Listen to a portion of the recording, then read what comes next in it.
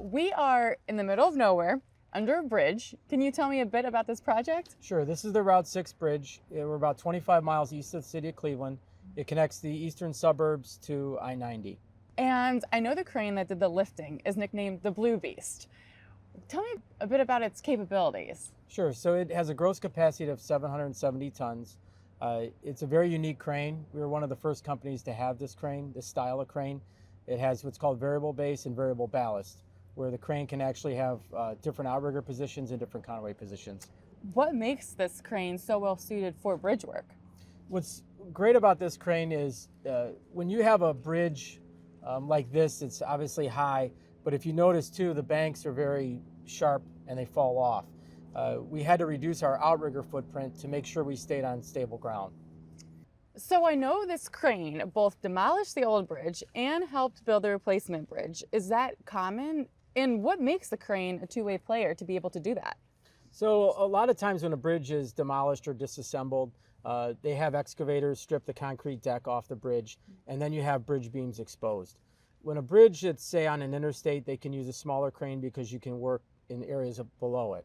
But a bridge this tall and spanning over water and a nature area, all the removal of the steel girders had to be done from each end up top.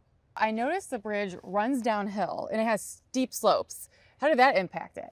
So you are right, the bridge is running downhill significantly. From down here, it's hard to tell, but up top, when you go to set up the crane, the front of the crane was actually going to be 4 feet higher than the back of the crane. So the general contractor, Rulin, their engineering team and their site work team, they came up with an incredible crane pad and engineered it for us. So the crane was going to have a safe footprint to sit on. What was the difference between the west side and the east side setup? On the east side, we actually had more room for a full outrigger spread on the crane. When we moved over to the west side, the banks were very steep. So in order to have a proper crane pad and footing for the crane, we reduced the outriggers, which was called variable base. This is one of the very few cranes that are out in the market that has this type of feature. That's what's so great is we'll invest in these types of cranes so we can perform projects like this. If we didn't have this feature, there's going to have to be a lot more pad construction involved, which would also create more risk for the project.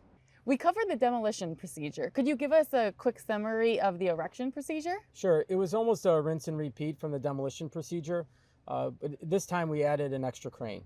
So the engineer, again with Rulin, came up with a great plan because it's hard to get personnel up on the bridge piers and also how to get the steel. So below the bridge, we mobilized a 120-ton Liebherr crane to assist with our 770-ton crane up on top. Once the west side was erected, the 770-ton crane moved over to the east side to finish the assembly of the bridge. So this job seemed very complex.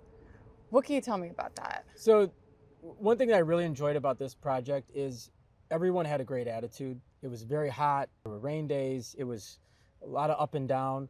And bridge work is so unique because no bridge is the same. So our operators enjoy bridge work. We do a lot of bridge work. We have a lot of great cranes that are versatile for bridge work. So it made it fun and enjoyable. At the end of the day, you get to see what everyone put together.